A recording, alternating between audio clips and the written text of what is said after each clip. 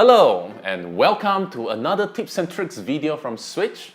For this particular video, we're going to cover something that some of you commenters have actually requested, which is what is the difference in, let's say, backing up using iCloud or backing up on the Mac, and why should you back up on the Mac instead of iCloud? There's a lot of comments, good, bad.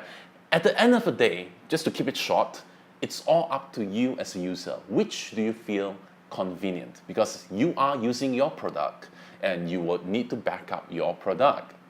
My personal opinion, and this is just my opinion, not my company's opinion, not Apple's opinion, is that I suggest, if possible, that if you're worried that the internet connectivity at your home is not stable, it's too slow, then instead of doing an iCloud backup, you should try doing a backup on your computer. It could be a Windows computer, it could be a Mac, as long as it's iTunes using a USB cable to Lightning to your iOS device. Now, the reason for that is, one, when you back up your product to a computer, you actually back up all the information locally, digitally, in an easy to access location. That means you do not need to rely on the internet connection to restore your data. And that's especially true if you have so much data. For example, your camera roll. You take a lot of photos, but you never really transfer the photos or back up the photos anywhere else.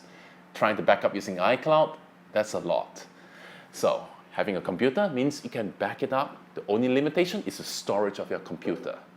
Nice, right? Number two, you're not limited by internet connection speed because you're connected using a single USB cable to your iOS device. So you don't really need to worry about the internet. Just wait for it to restore, wait for it to back up. Now, there are a few things that you need to be aware of, and in this particular video, in the links, I'll give you some links to Apple's official website. So one of it, the link is about backups for iOS device. You can copy and save the information on iOS device by backing up. So again, Apple's recommendation. And there are two ways, as you see here. iCloud, it stores the backup in the cloud. By default, remember, your first 5 GB is free. So if you want to say backup maybe 2 TB, that's a lot, you have to pay, okay? So if not, you're limited to 5 GB. And it's always online. You can back up and restore using your wireless Wi-Fi connection. So that's iCloud. What I said about backing up to a computer, be it a Windows PC or Mac, that's iTunes. So it stores your backup in a Mac or PC. Storage depends on Mac or PC's available space, as I said earlier. And it allows you to create and use backup on your Mac and PC. So this is where you can read the official. It explains in detail. So things that it's going to back up, what it doesn't include. It says it over here, what it does not include. So it doesn't include MP3, CD, video, books, and photos. That is if you are synchronizing it from your iTunes to your iOS device. Photos in the cloud, that will never be synced because as long as you have your account signed in, it will automatically go and get the information. Touch ID, that was never synchronized. Apple Pay, also not synchronized. Okay. Activity Health Keychain, you will need to have encrypted backup in iTunes if you want to back up Activity Health and Keychain. So to back up in iTunes, you have to make sure that when you plug it in, you need to turn on encryption. Okay. So how to back up? Notice that this is another link. This is how to back up an iPad, iPhone, iPod Touch. So if you've forgotten this video, refer to the link, click on it, follow the steps. Again, your choice of iCloud, but I'll skip to iTunes. So you can see here, I got a screenshot, and it says that if you back up and you see there's a lock over here, it means that you have encrypted. And the encryption, you can see over here, I'm zooming in, this computer encrypt iPhone backup. When you do that, it allows you to back up account passwords, health, HomeKit data. Now, if you say that it's very troublesome and you remember your password, then you don't have to encrypt it. That's up to you, okay? Having said that, once it's done, you let it back up, and that's it. It starts backing up. How long it takes depends on the content. If you have 100 GB of data, like one of my friends has, it takes about 3 to 4 hours to do a full backup of 100 GB, including the camera roll. Now, once you finish a backup to a computer, Windows or Mac, as long as iTunes, how do you restore? So again, I have another link here. Restore your iPhone, iPad, iPod Touch from backup. Very easy, actually. So if you're using iClouds, follow the iCloud. But for iTunes, it's very simple. Plug in your new device, okay? Select what you want to restore backup, restore from it, okay, and then select what kind of backup that you want, when, and then wait for it to finish restoring. Okay, it's very simple. My recommendation, which is not written here in Apple support site, is before you restore from backup, if your phone's a new phone, I recommend, or it's a new iPad, or it's a new iPod Touch, I recommend that you completely restore the iPhone, iPad, iPod Touch. This means you wipe it out, you format it, you get the latest firmware, clean it up before you restore the backup. Okay, that's my recommendation. But again, your mileage may vary. Do it at your own risk. Now, finally, next thing. Remember, so far I said backup. Now, what did it actually back up? You only back up some of your app content, some of your information. The details are all written over here. But having said that, when you are restoring it back, there are things like application. Is it going to be restored? Is it actually being copied from your computer, PC or Mac? Is the application that you originally had on your previous device when you back up, was it copied to the Mac or the Windows PC? The answer is no. You need to transfer your purchases.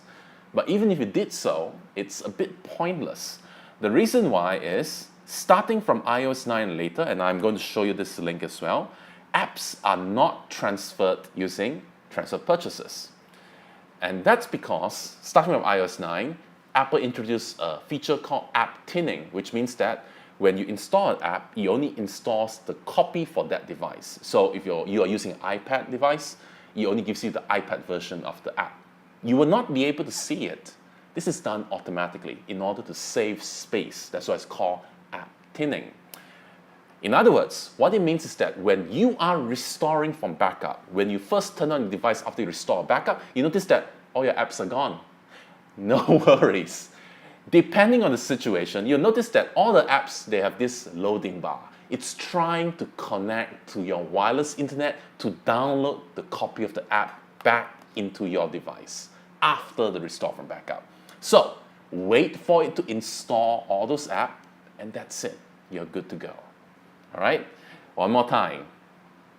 Ladies and gentlemen, for backing up purposes, you have two choices: iCloud or your computer. iCloud, you need to make sure you have enough space. If you don't have enough space, you can purchase it from Apple. Otherwise, I recommend that if you're worried about internet connectivity issues, please try to back up iTunes to your Mac or your Windows PC on iTunes with a cable. Let it back up all the data. If you can encrypt it, good, because it keeps your password. If you don't want, it's all right. It just backs up whatever data, including camera roll. Remember, it does not back up your application. Application data is back up, just not the application. It doesn't back up certain things like a Touch ID. The full lists are in the link. You can read through it.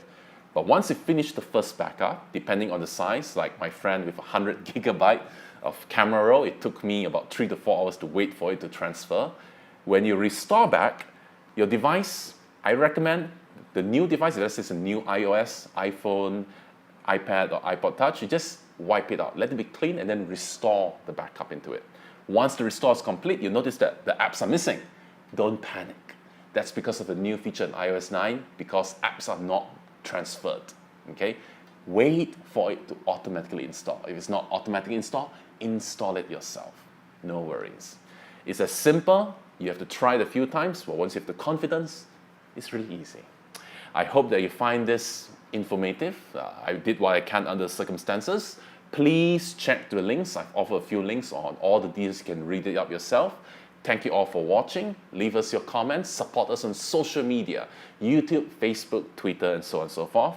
Thank you for watching. My name is Kent, and see you next time. Bye.